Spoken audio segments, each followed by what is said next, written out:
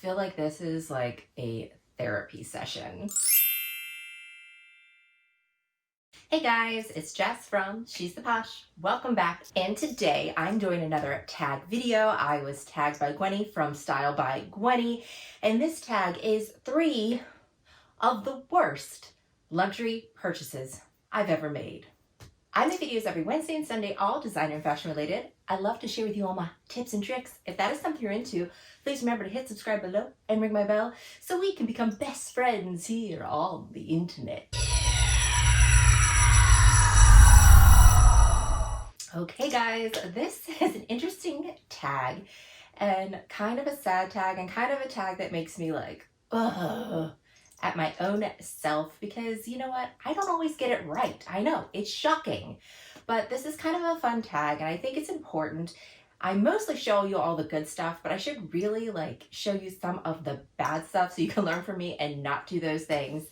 But yeah, guys, these are, I feel like this is like a therapy session, but I'm gonna tell you the 3 like worst luxury purchases I ever made. So the first item on my list is the Palm Springs mini backpack, and that is in the patchwork denim. So I had that bag, I was so excited, I got it under retail, I saw it, I thought it was denim, and this was the panic pandemic purchased bag. I'd seen the new Louis Vuittons coming out, it was reminding me of my youth, I really liked the denim Louis, I used to have one, and I was kind of like stuck at home, and what was I doing? Like I wasn't working at that time, I was looking at luxury, and I found this on Fashion File for under retail, and we all know the panic buying when the big price increases were going to happen for Louis Vuitton, all the stores are shut down, you can't see anything. So I bought this bag. It ended up not being what I thought it was. Like I will insert the video of me revealing this bag to you, and the denim was not denim, it was like a soft like textile fabric, very soft and luxurious, but it's not good material for a backpack that you're going to be putting in your back that's lower, that's going to rub on jeans and all that stuff. I was too scared to wear that bag. Yes, I saved money on it, but I wore that bag like twice. I had it for 6 months. I wore it like 2 times, which is so pathetic.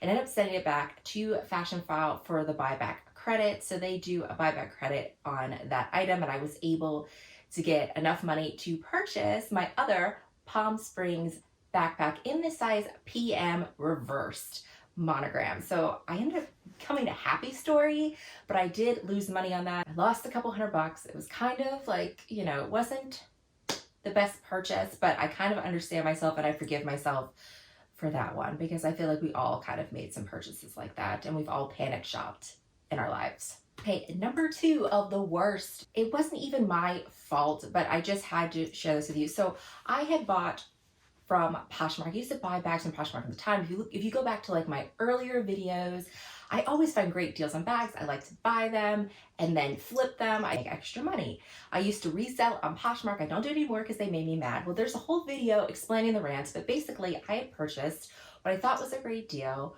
which was the Chloe Faye backpack in the size small, and it was in the beautiful gray color, and it was described on Poshmark as being brand new with tags, and I had bought it for right around $700 with tax.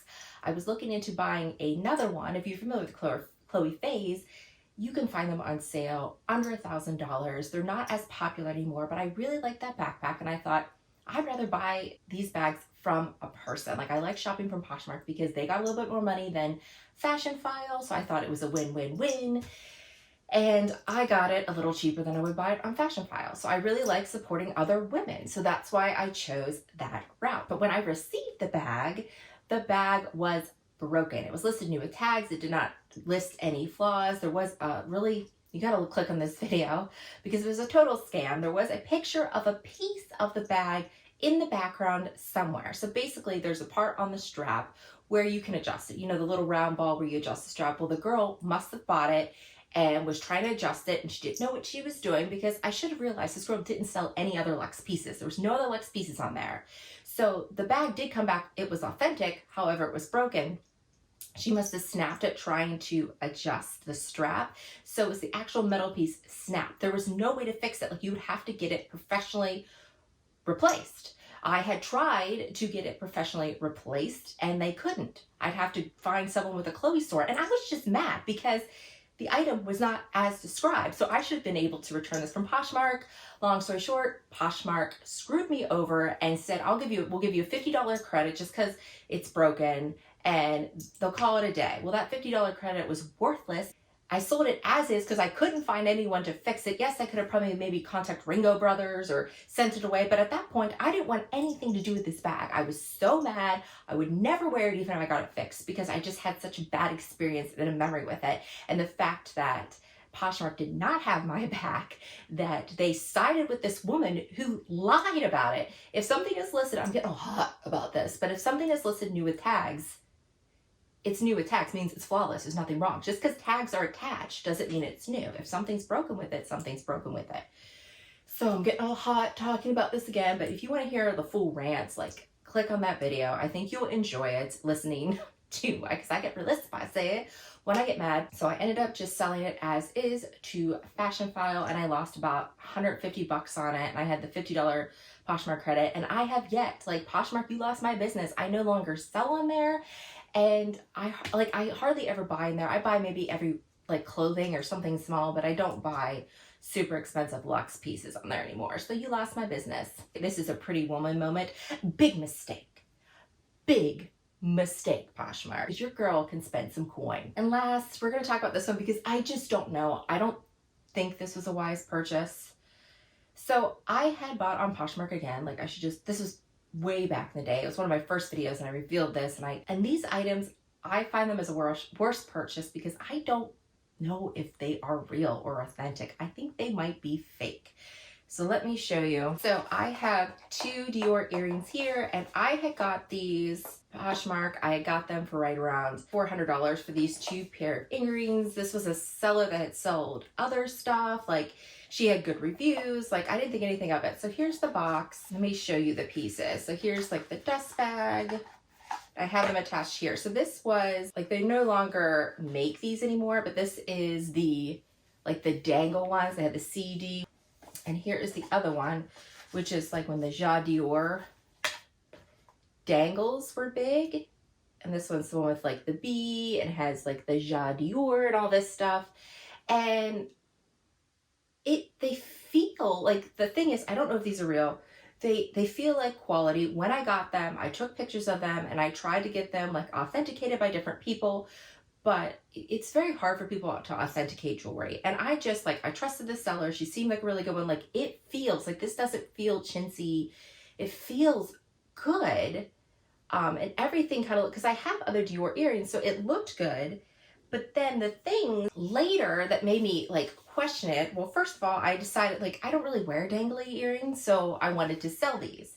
So I went and sent pictures, and like Fashion File didn't want them, which is weird because they already sold them. So I'm like, maybe they know something that I don't know. I sent them to ThredUp to sell them, and they sent them back to me, said they didn't want them. They didn't tell me that they were fake. And then I sent pictures to Yuki's Closet, and they said they don't sell that stuff. So like, I am not able to resell these on any of those sites because, again, I no longer sell on Poshmark.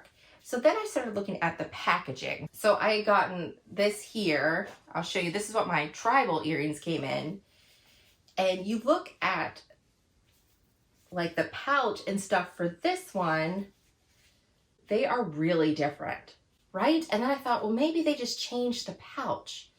But then you even look at like the Dior, like the actual letters of the Dior on here.